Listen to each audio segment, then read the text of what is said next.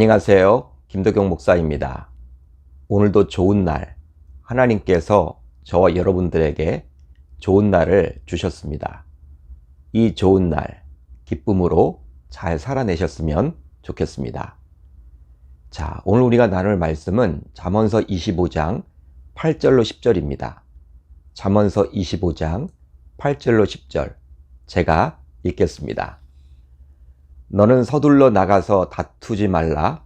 마침내 내가 이웃에게서 욕을 보게 될 때에 내가 어찌할 줄을 알지 못할까 두려우니라. 너는 이웃과 다투거든 변론만 하고 남의 은밀한 일은 누설하지 말라. 듣는 자가 너를 꾸짖을 터이요. 또 내게 대한 악평이 내게서 떠나지 아니할까 두려우니라. 아멘. 하나님의 말씀입니다. 오늘은 이 말씀을 통해서 다투게 되었을 때란 제목으로 은혜를 나누겠습니다. 오늘부터 살펴볼 잠언서 25장부터 29장까지는 그 이전의 잠언과는 다소 다르게 편집이 되었습니다. 자, 오늘 본문 1절을 볼까요? 이것도 솔로몬의 잠언이요 유다왕 히스기야의 신하들이 편집한 것이니라. 바로 솔로몬의 잠언은 잠언이지만 히스기야 왕의 신하들이 편집했습니다. 그렇다면 편집 목적은 무엇일까요? 바로 일반 백성들을 교훈하기 위함이었죠. 그 이전의 잠언서가 주로 젊은 남자들, 그 중에서도 귀족들이 주 대상이었다면 히스기야 왕 때 편집한 본 잠언은 일반 백성들을 위해서였습니다. 그렇다면 왜 솔로몬의 잠언을 히스기야 왕 때 편집해야만 했을까요? 바로 남유다 히스기야 왕 때 북이스라엘이 아수르에 의해서 멸망당했기 때문입니다. 물론 남유다와 북이스라엘은 서로 정치적으로 다른 나라를 할 수 있지만 본래는 같은 민족이었죠.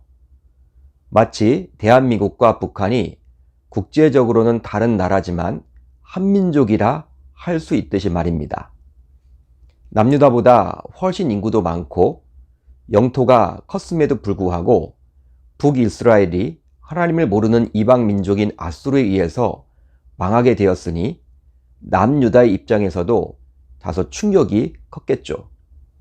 하나님께서 선택하신, 즉 선민이라는 생각이 어느 누구보다도 강했기에 북이스라엘이 망한 것을 보고 남유다는 말 그대로 멘붕이 되었습니다. 하나님의 백성들도 하나님께 잘못하게 되면 망할 수 있구나. 이런 깨달음으로 당시 히스기야 왕은 개혁 군주가 되어서 하나님께서 원하셨던 율법을 재정비하고 우상을 혁파하고 흩어졌던 잠언을 수집해서 그 의미를 재해석하여 백성들에게 가리키고자 했던 것이죠. 그러기에 어떤 의미로 본다면 잠언서 25장부터 29장까지는 하나님의 백성으로서, 즉 구원받은 자로서 어떻게 살아가야 할지에 대해서 더 심오하게 다루고 있음을 알 수 있습니다. 그 가운데서도 오늘 말씀은 이웃과의 관계에 있어서 다툼이 생겼을 때 하나님의 백성으로서 어떻게 하면 좋을지 다루고 있는 것이죠. 자, 오늘 말씀 8절을 볼까요? 너는 서둘러 나가서 다투지 말라.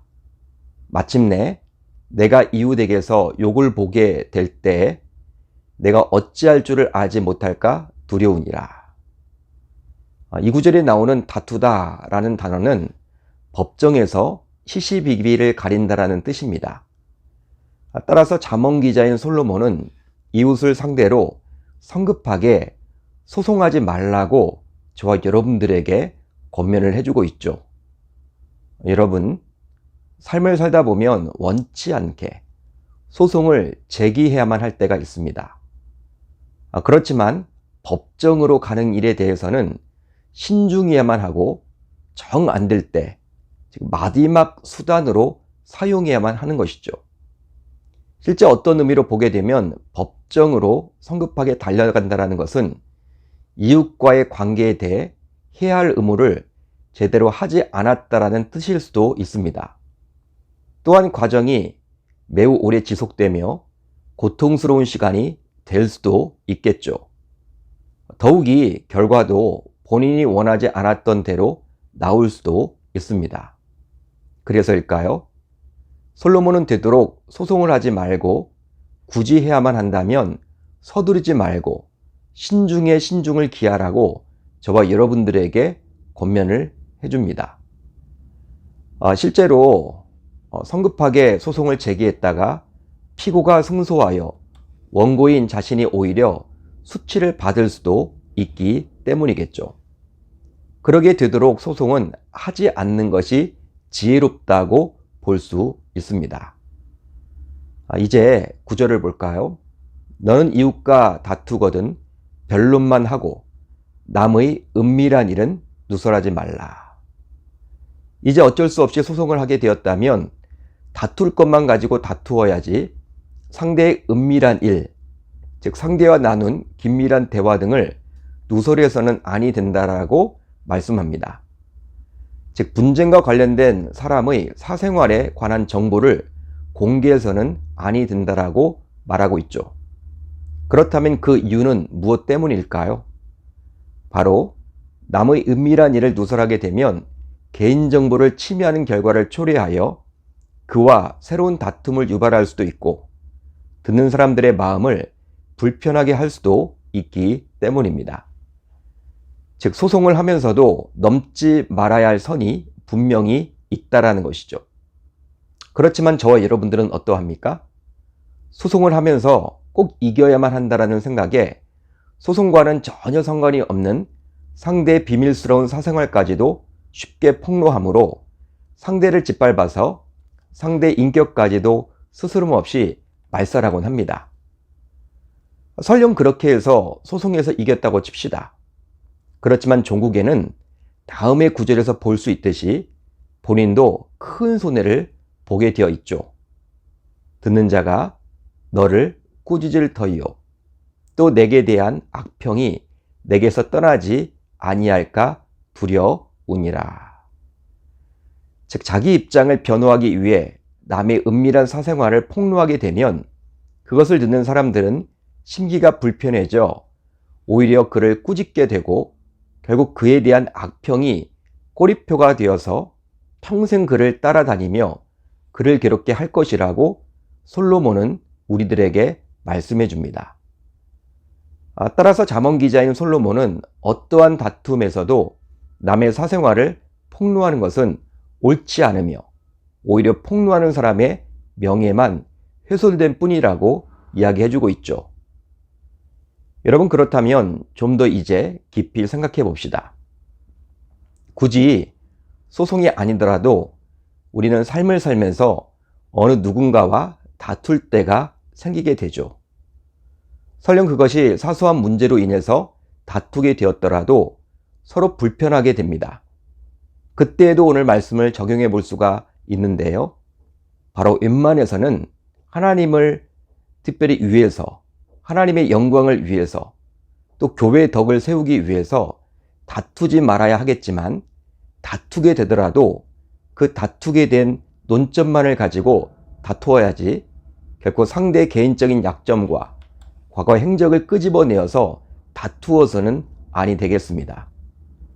그러나 우리는 종종 다투더라도 예전에 상대가 행했던 것까지 끄집어내어서 그것을 가지고 상대를 공격하곤 하죠. 그렇지만 그래서는 결코 아니 된다라고 잠언 기자는 이야기해주고 있습니다. 바로 그렇게 함으로 상대는 죽을 때까지 받은 상처를 안고 살아가게 되고 결국에는 상처를 주었던 자도 동일하게 어느 순간 또 다른 누군가에게서 그런 악평을 받을 수도 있기 때문입니다. 그러기에 우리 신자들은 어느 누군가와 다툴 때에도 지혜가 필요한 것이죠. 이제 저와 여러분들 모두 사도 바울의 다음의 권면을 꼭 기억하며 붙잡고 살아가야만 하겠습니다. 바로 로마서 12장 18절 말씀인데요.